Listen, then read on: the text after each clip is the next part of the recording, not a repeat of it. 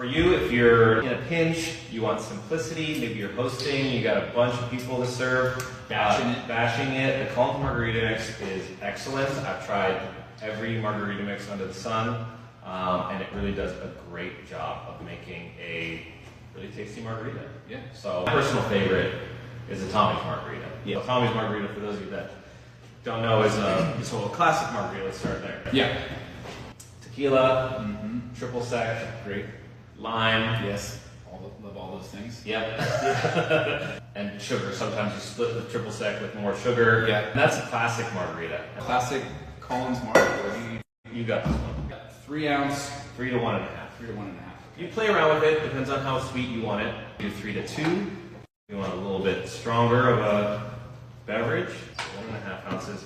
You're using our whiskey barware here. That's it. That's it. Easy peasy. Salt? Yes. Yeah, we're doing classic margarita, so we're going to do classic margarita with salt. You can get the rim of the glass wet with either fresh lime or I'm just using some agave nectar here, right? This is our whiskey bow glass, little Art Deco piece.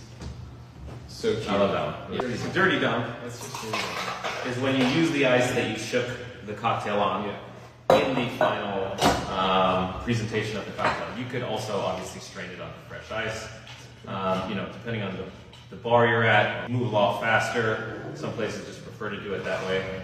So there is lime. Yeah, that's Collins dehydrated lime. There, Collins dehydrated lime.